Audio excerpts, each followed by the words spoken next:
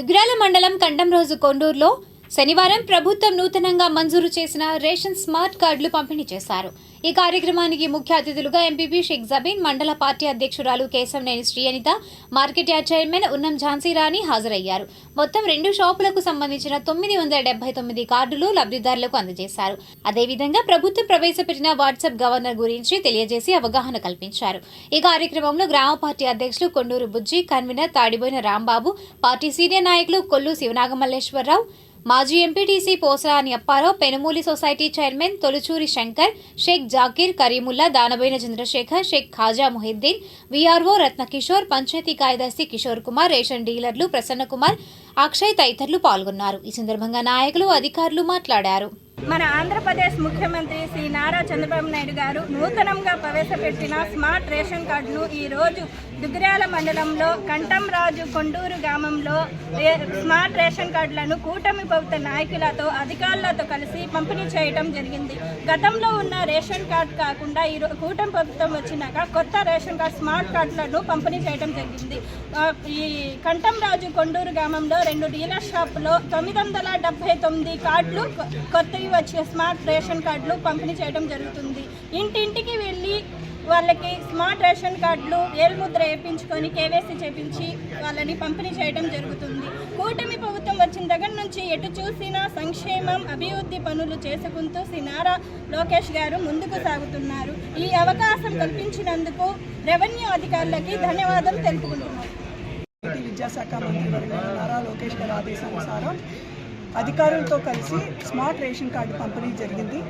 ముఖ్యంగా గతంలో చూసుకుంటే ప్రజాధనము వృధా చేస్తూ ప్రతి పథకానికి కూడా రాజముద్ర కాకుండా ముఖ్యమంత్రి ఫోటోలు వేసుకొని మనకి అన్ని పథకాలు కూడా చివరికి కోడిగుడ్డు దగ్గర నుంచి బ్యాగుల దగ్గర నుంచి నోట్ పుస్తకాల మీద, పాస్ పుస్తకాల మీద, రేషన్ కార్డుల మీద కూడా ముఖ్యమంత్రి ఫోటోలతో వచ్చేవి.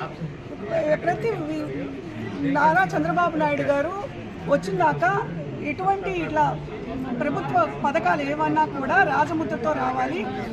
విద్యారంగంలో ఎట్లయితే మార్పులు తీసుకొచ్చారో అట్లాగే రేషన్ పంపిణీ విధానంలో కూడా మార్పులు తీసుకురావాలి అనే ఉద్దేశంతో రెవెన్యూ శాఖ వారు ఈరోజు స్మార్ట్ ప్రభుత్వ పథకాలు ప్రజల చెంతకి చేయాలనే ఉద్దేశంతో వాట్సాప్ గవర్నెన్స్ ద్వారా ప్రతి నెల 5వ తారీఖు మనకి ప్రభుత్వం వారు ఈ ప్రజల్లో అవేర్నెస్ కల్పించడం కోసం 175 పథకాలు ప్రజలకి, అంటే రేషన్ కార్డు సమస్య ఉన్నా లేకపోతే సర్టిఫికేట్లు 10th సర్టిఫికేట్ కానీ ఇట్లా పాస్ అయిన మార్క్స్ లిస్ట్ కానీ అన్నీ కూడా వాట్సాప్ గవర్నెన్స్ ద్వారా మనకి అందజేయడం జరుగుతుంది.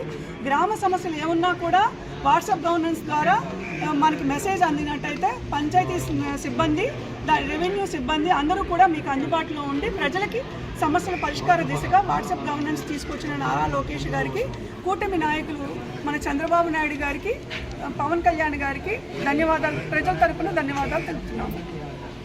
గ్రామంలో 2 రేషన్ కార్డులు 2 షాపులు ఉన్నాయి కాబట్టి ఆ 2 షాపులకి 21, 22 ఒక్కొక్క షాప్కి వచ్చేపాటికి 559 వచ్చినాయి.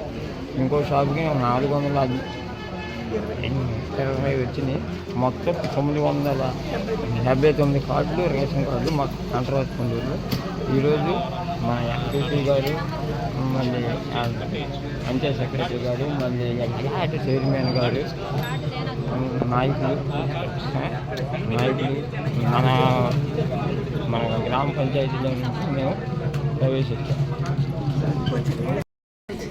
వచ్చినందుకు చాలా సంతోషం. లోకేష్ గారికి ధన్యవాదాలు.